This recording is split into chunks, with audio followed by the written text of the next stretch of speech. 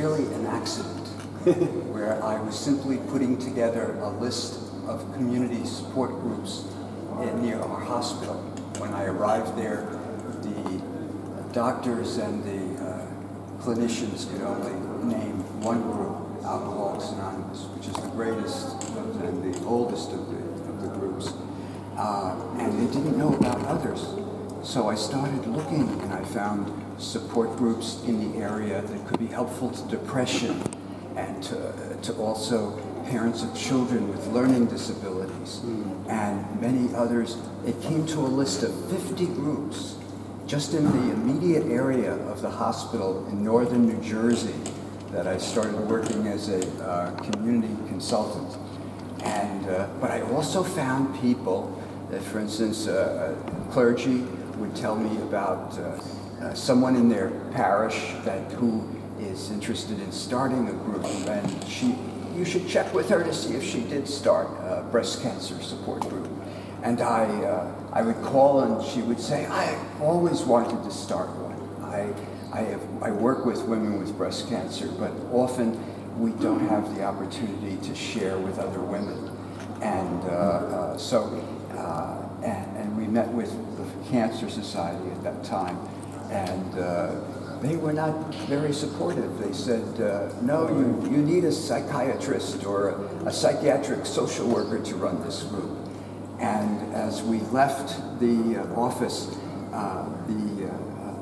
the woman Eleanor, who was a veteran volunteer, said, can't we have our own group? Don't they realize what they are doing, that if you have a psychiatrist or a social worker there, that they are saying you not only have a problem with breast cancer, but you have maybe a problem with thinking in your head. And it would be much better if we simply share our stories and our concerns. And so just in that 1 year that I was looking for the groups, I found that we were very rich in those types of resources. And those types of people, when I went to case reviews, this is when the clinicians would get together, and they would talk about a particular case. This woman who was very depressed because she was there was problems of infertility, and wanted to have, was exploring artificial insemination, and I suggested that they refer to the local group that was available. And when I went to the next case conference, the therapist said, hey, you robbed me of a patient. She called the woman on the phone, and the woman on the phone had gone through the same procedure. And she said to me, my depression lifted like a cloud. In terms, I finally found out that I'm not alone, and that there are others who have gone through this. So, if I understand correctly, there were a lot of self-help groups or support groups in the community. Yes. But how this field of self-help groups, or even the work you started, self-help support, was viewed by the professionals back then? It wasn't really understood. It was, and they would joke about it. You know, it said, oh, it's the blind leading the blind. And then the next year, I found one blind man came to me who said, hey, we have our group for people who are born blind. But what we really need is people keep coming to our group who late in life are losing their sight, and they are afraid to go even outside for fear of falling or being basically unable to negotiate the streets safely. And so he said, we really need a group for this. So I said, would you be willing to help? And so we hired him and 2 people who were blind to help start new groups, but it would be just for people in their older years. Or sometimes there were students, even young college students, you know, who had an accident and were blinded. And they would join the group also. And it was amazing in terms of helping one another. They all have, I think what happens with the groups they all have one thing in common, and that is they are dealing with change that they want in their life or that they're going through, and it's a difficult change.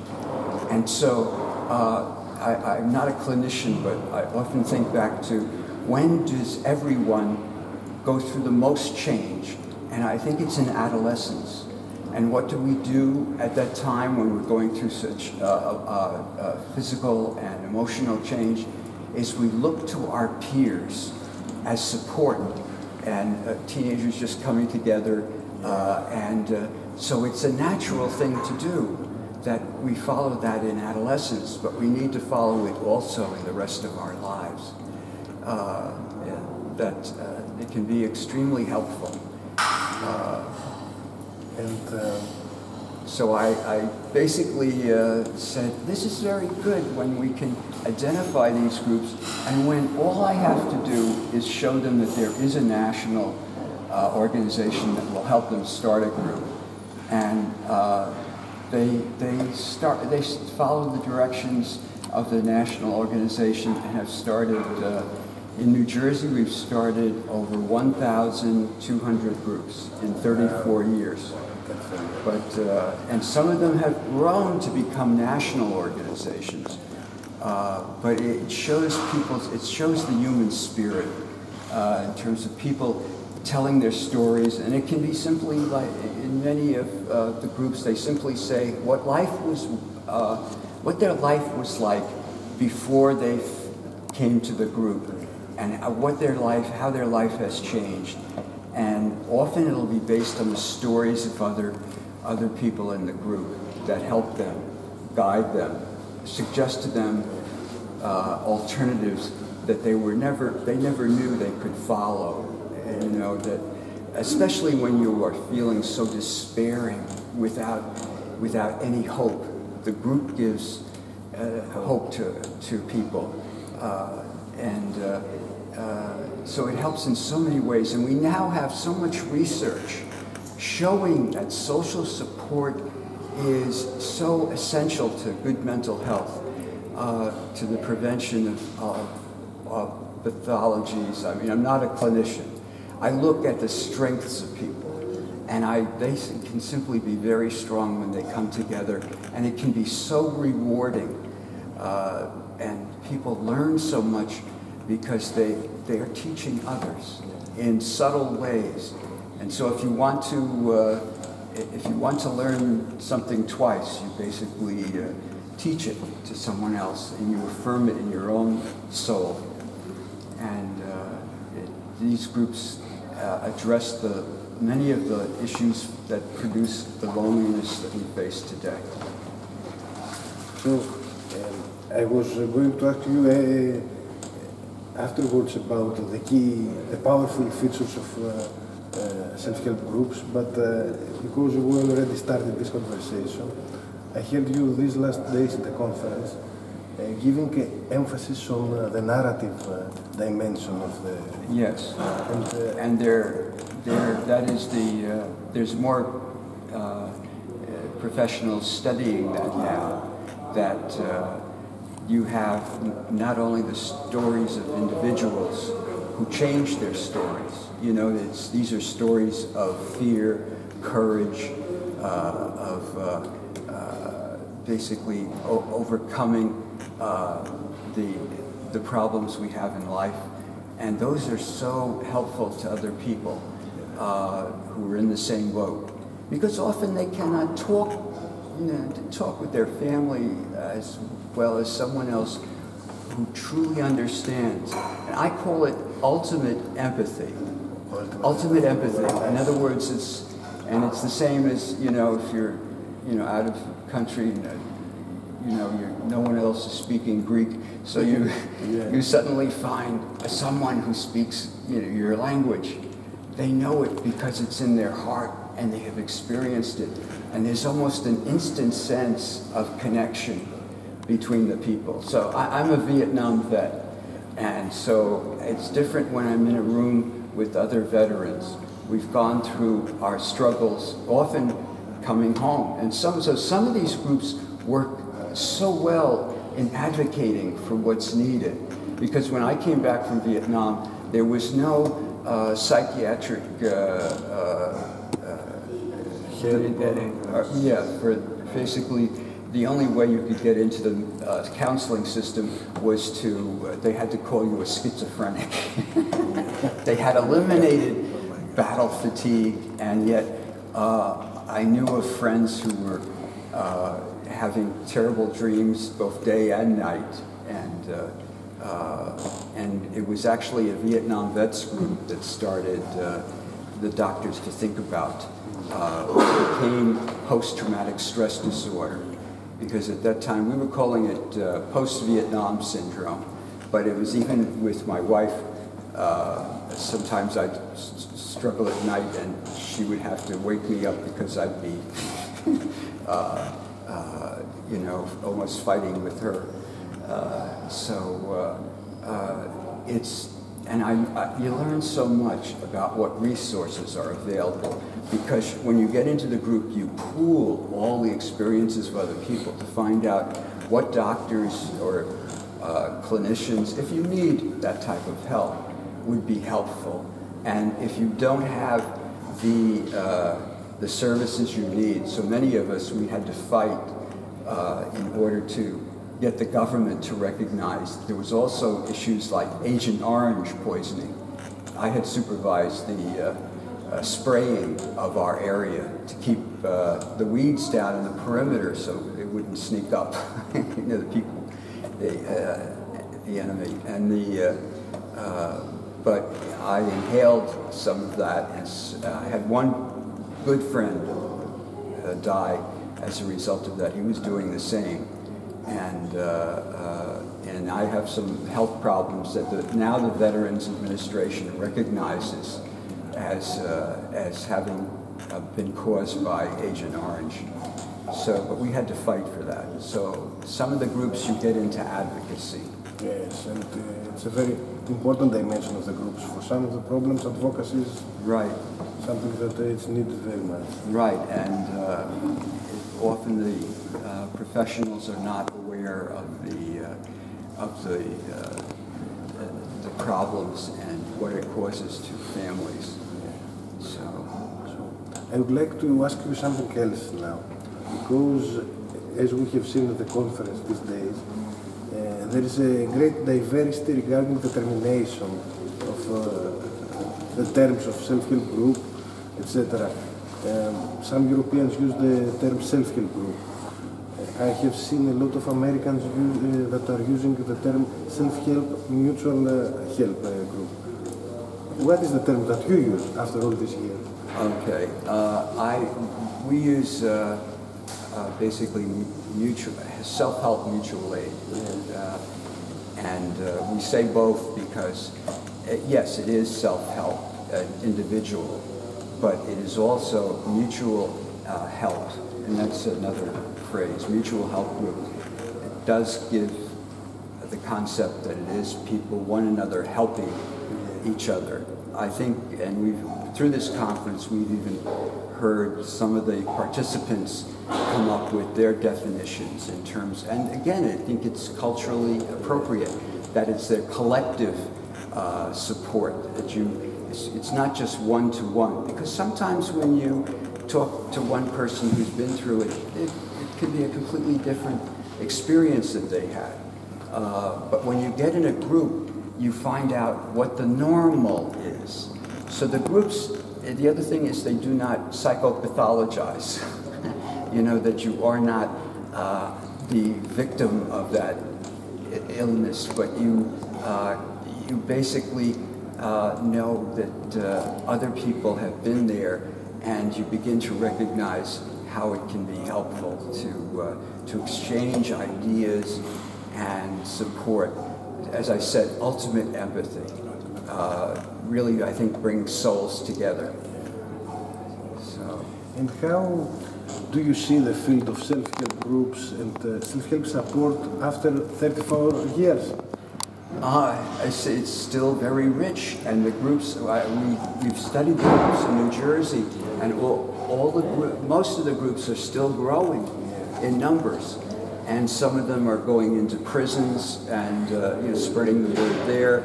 Some are going online and having an opportunity for people to interact via Skype. That they actually join the meeting as almost, it's not the same, but it gives them, if they are in a rural area, an area where there is no group, it gives them that connection. It's not, and often they want to try, they want to see the people face to face, because there's nothing like seeing someone else who's in the same boat and actually getting to meet them and hearing their story. So in these 35 years, if you try to think of specific milestones of this positive development, can you refer us some milestones? Well, milestones have been when professionals have recognized and been able to describe the dynamics of the benefits of the groups and to show how they are very real. You can't quantify hope, and it's difficult even sometimes for social support. But they've been asking, and now they've been doing better research, asking people nationally in the United States, do you have someone when you're facing a difficult life change that you can talk to about it? And now there's more recognition that people are finding the support that they need through the group. So they're being better recognized, and they just make it so much easier. You don't have to. I was telling the story of how when we had researchers who said, "Oh, you have to study these groups more. Give them an interview before the person is at that first group meeting, and then follow them." But when I suggest that to the groups, they said, "Oh, we don't ask people to fill out forms. It is so easy. They don't even have to give their last name if they come to the group. They just come, and it would be totally inappropriate to ask them to fill out forms like when they get into basically a health system. You're simply going there to learn more on how to help yourself and your loved ones, and it does that for so many people so often. And it's not really recognized for the force it is, especially in these days when you don't have extended family to talk to. Our memory is usually just of the one generation before us, and sometimes with smaller families and people moving around different parts of the country, they are not available like they used to be. And how about clearinghouses? Clearinghouses, I think that there should be a clearing. I wish that there was like a national department of self-help groups that was like a national with highways. It would be good to have it at different levels. And so we are strongly advocating, and in my articles that I write, I say any professional can help other people like a clearinghouse does by just, for instance, the most easiest thing that they can do is just ask their clients if they would be interested in joining a group, just to talk with others who've been there, and to see if it is for them. And if there is no group available, then a powerful question can be, would you be interested in joining with some other people who are in the same boat to start a group? And in many cases, a significant number, they're going to say yes. And so they can just be, you network them together with just a couple, so that when they have their first group meeting, the people are sharing the responsibility. And so they just don't see one person, because often that's the professional model. You sit back and you wait for the social worker or the psychologist to tell you what is going to happen in this group. And sometimes they don't even ask for input from the individuals. They already want to teach a course and through a group. And but within the self-help group, if you go there, someone greets you at the door warmly and explains what the meeting's going to be like, and can also maybe link you with someone else right there who has been in a very similar situation, so you can start just finding out more about how the group operates, but especially how that family deals with is dealing with the problem. So it is more, if I understand correctly, you suggest that the need is not the institution of self-help clearing house is an important one. But as you said to the conference, although self-help clearing houses are going down, self-help groups are going up. Right, and because the diffusion of self-help groups was... yes, and so we refer to that. I mean, I have always said there will be a saturation of it.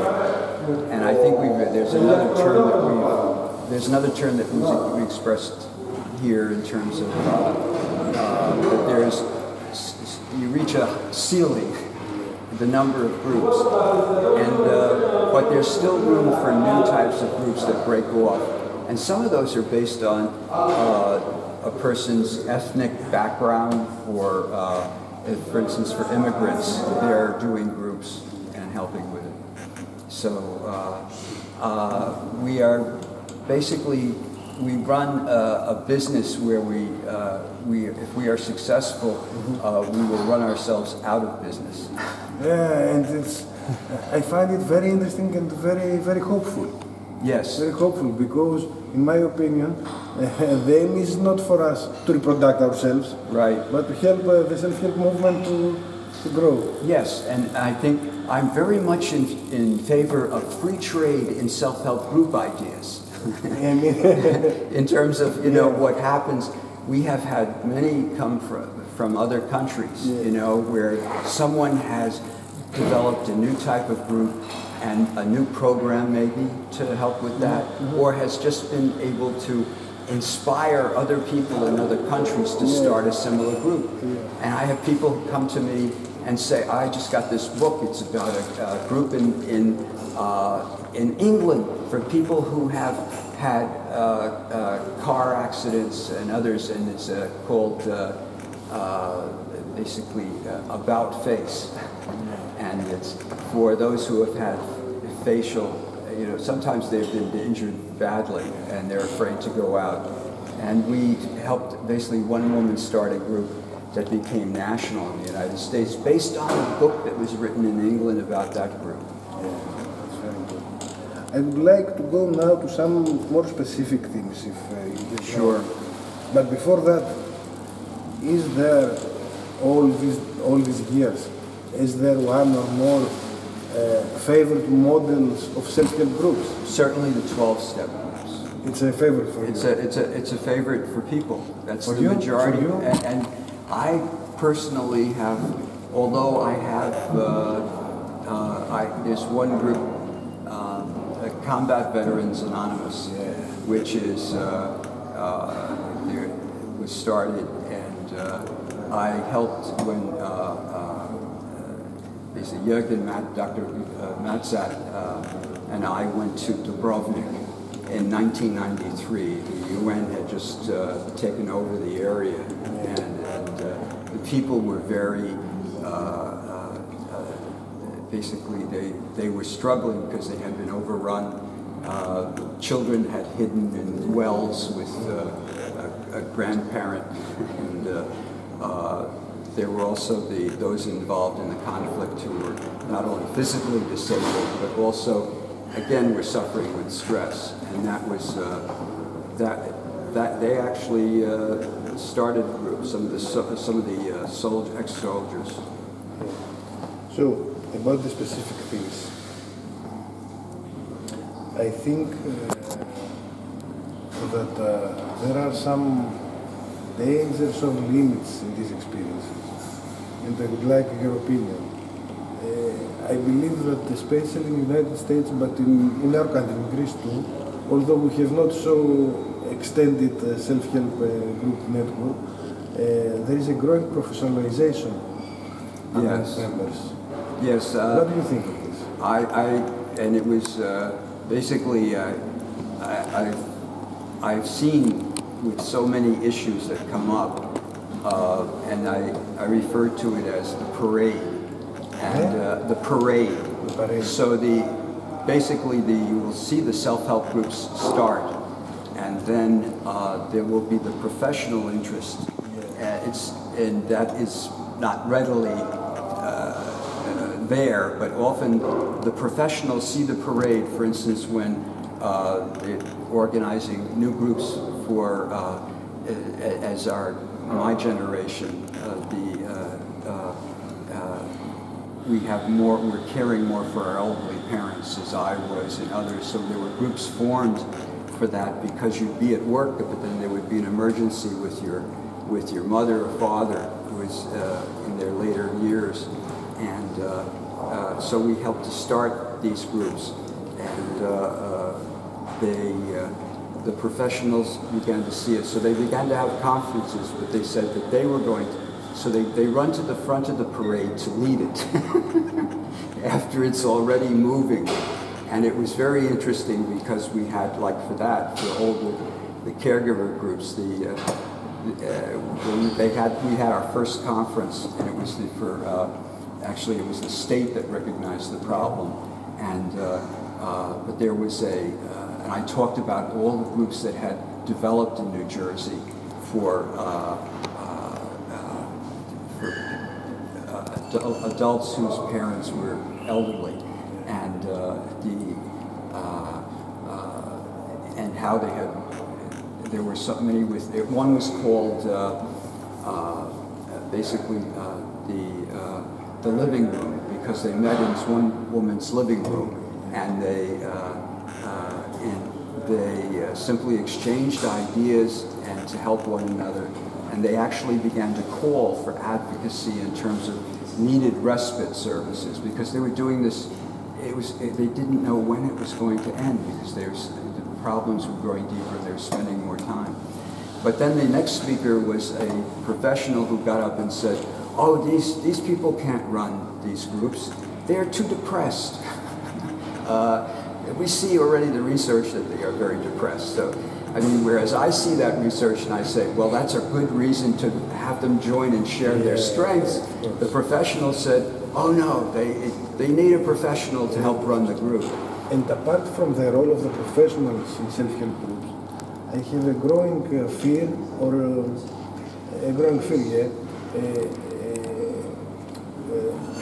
working close to 12-step members. Yes. In my experience, that some here in Greece, some old members of 12-step groups are taking the roles of counselors or paraprofessionals, right, which is not a bad thing in my opinion, but it becomes a very dangerous thing, a bad thing, when these guys are going in the self-help group and trying to find customers. Right. No, and we've experienced that too. Yeah. And we have, I don't have the illustration, but we have a cartoon that reflects how some people, they begin to, it has their, always remember, it is a support group, not a support person. And and we have, and some of them in the United States, they sometimes call it, if it's the founder of the group, they can be very charismatic, but that, if they become the expert, they do not, if they don't realize that there's more wisdom in the group than in them, they can be very detrimental to the development of the group. And so the focus should be on even how a new member might have a little piece of the puzzle that they bring in terms of a good place to have a meeting or a particular resource that an article they read that can be very positive influence to other members. So it's that can be a problem. So another thing that triggered my mind these days in the conference was that your experience and your view in all these things, in self-help support, etc., and in self-help groups, is that you're very close to the basic ideas of self-help groups, and you're not seeing these ideas as good tools, but you give emphasis on the philosophy of the groups more, if I understood correctly. I'm open to suggestions. I think there is a lot of room for people to. I refer to myself as being one of the blind men who's touching the elephant, and feeling, and feeling the leg of an elephant is a tree. Well, I know I don't know about all the different designs, especially as people find new ways to interact in new techniques that they use to develop a program. So I think that, but there's a general philosophy that there's going to be, that these reflect the human spirit to overcome obstacles, and that can't be quantified easily by researchers. That much of it is common sense. And I totally agree with you.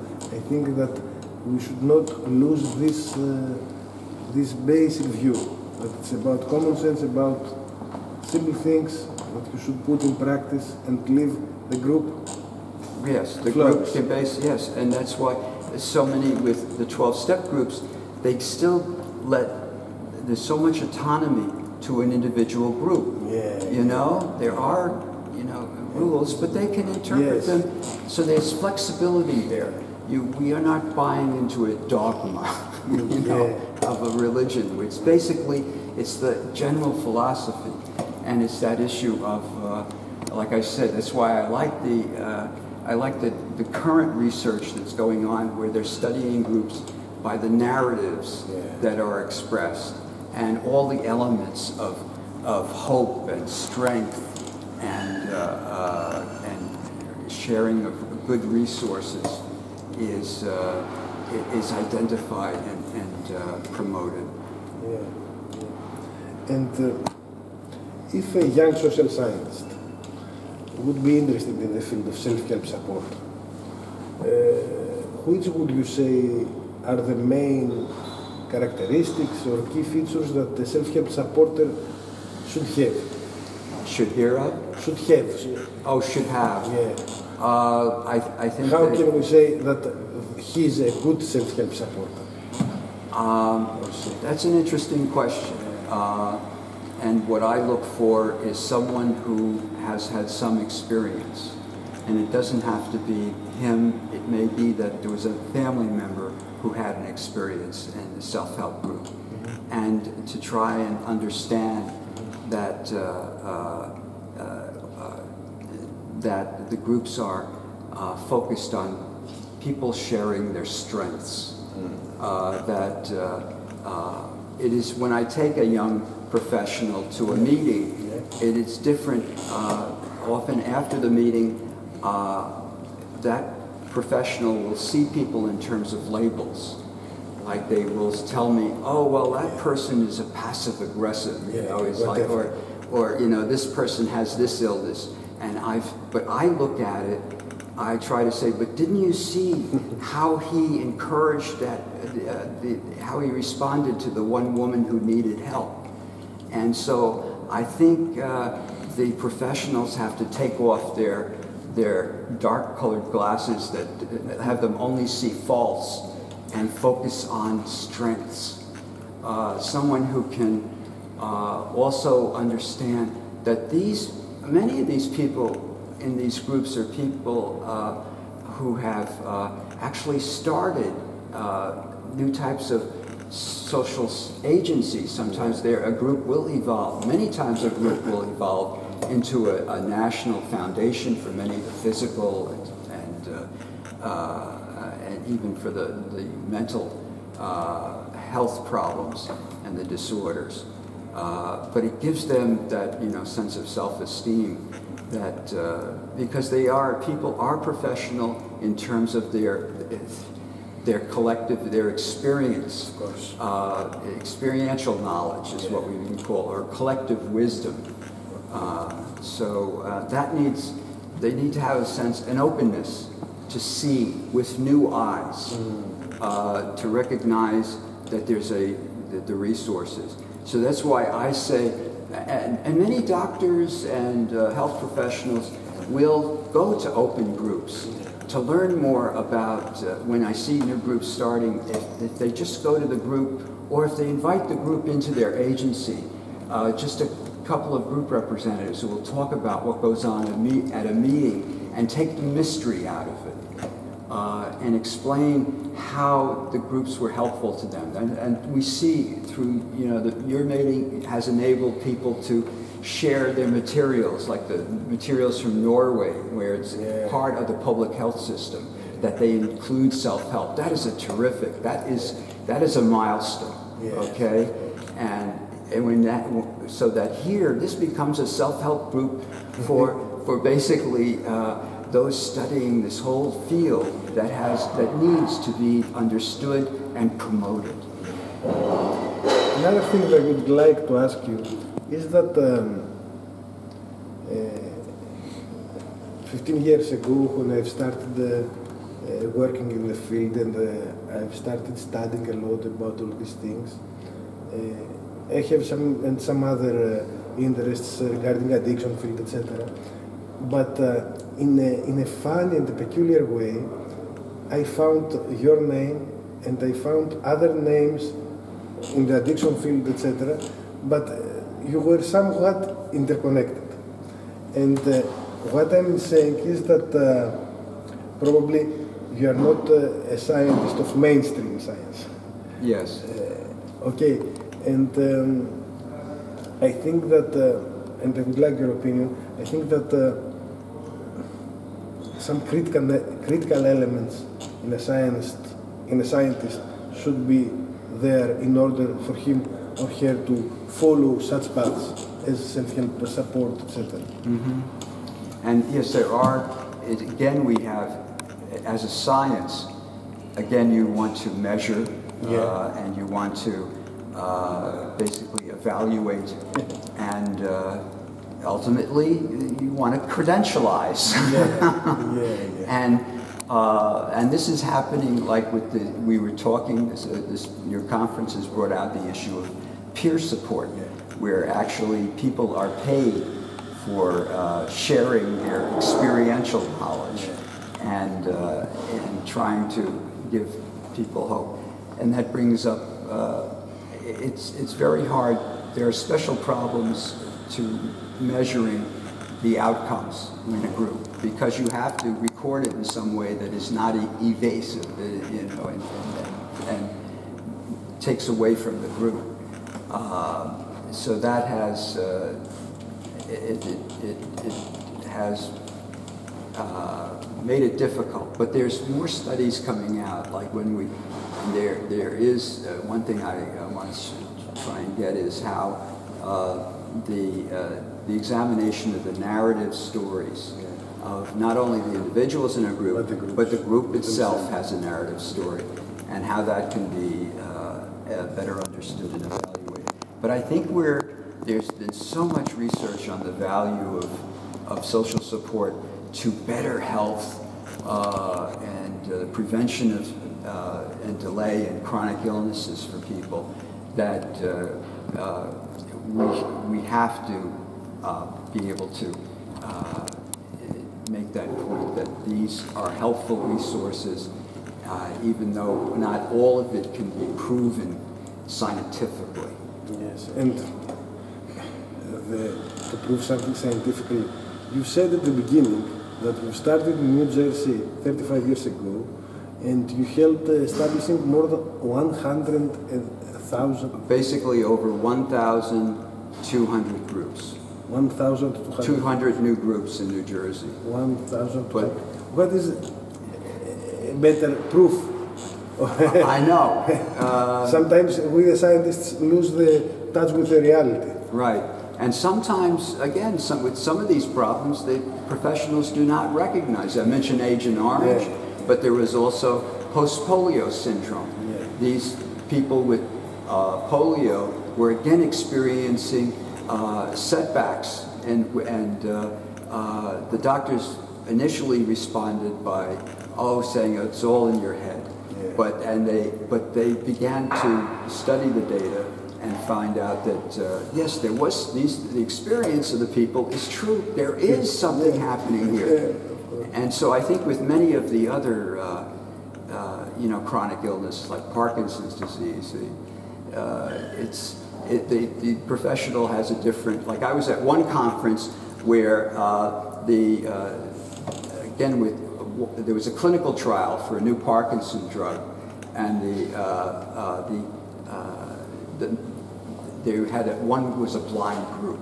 Yeah. They were all blind to whether they were getting the correct medication or just sugar, and the people just within the groups were able to tell that if you had to get up and basically urinate in the middle of the night, you must be on that. You must have gotten the real thing. And so it was interesting because I was at a national medical conference with physicians, and some physicians were saying, "Oh, this is terrible. Here they are able to figure out whether they're on the drug or not." Well, other doctors were saying, "Hey, this is amazing. These people are able basically to tell, to show us that they can actually get together and not only help one another, but also identify the intervention." I would like to make two more questions, and I will stop. In looking over your career to date, what do you feel best about? I feel best that that we have helped to spread the message. That even though we are not members of every group, we have helped, again, to bring them to the forefront. Like I said at the conference, one of our values is we do not, a hospital would like to always put itself first. But no, in this case, we are last.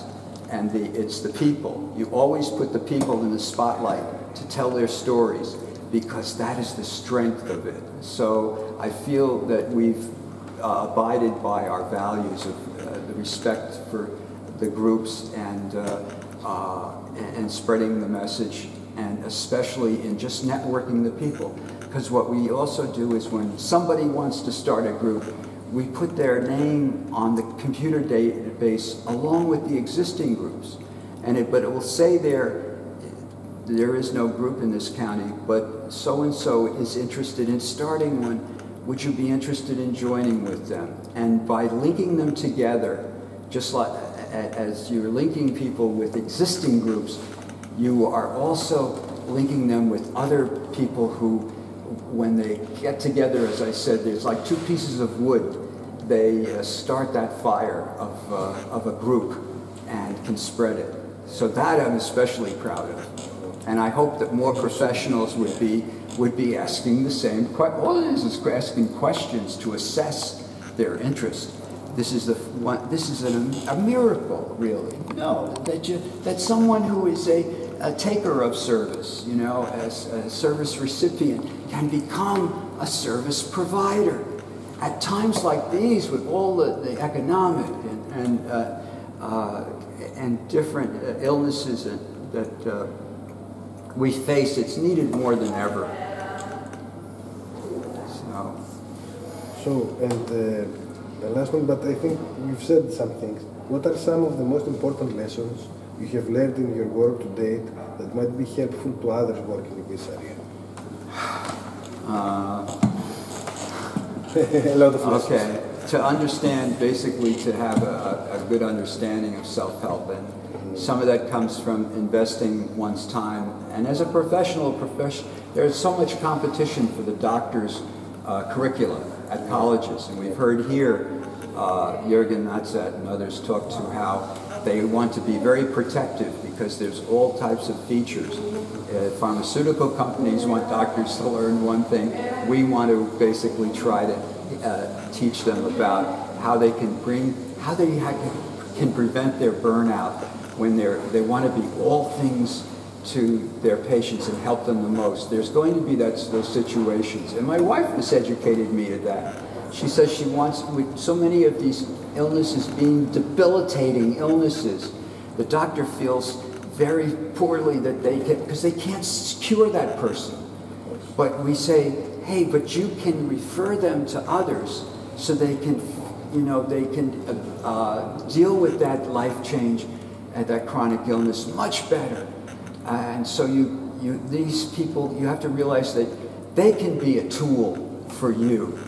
So I think the best therapists are ones who will refer to the groups, recognizing that they themselves can't be all things to their clients. So that I think is a key point. Yeah, of course. Would you like to add something that... Oh, I want to thank you very much for basically bringing the people together, for your hospitality, and for and having it in one of the most beautiful places. And as I said in my presentation, it's great to basically, no better place than Greece for having the birthplace of democracy. Then you have these groups which are people learn about how to select, their leaders, and also how to get rid of them if they're not working properly in many of the groups.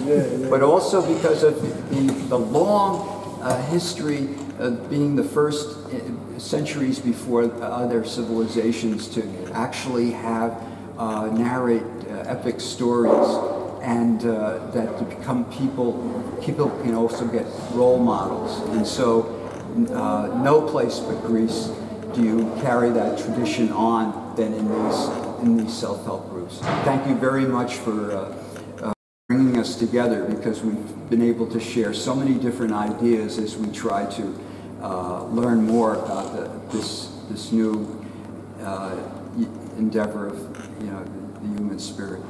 And it was a great honor for us to have you here, because, as I've said to the conference, we were the first one that we came in touch 15 years ago for the establishment of self-help promotion program here in Greece, and we were very helpful.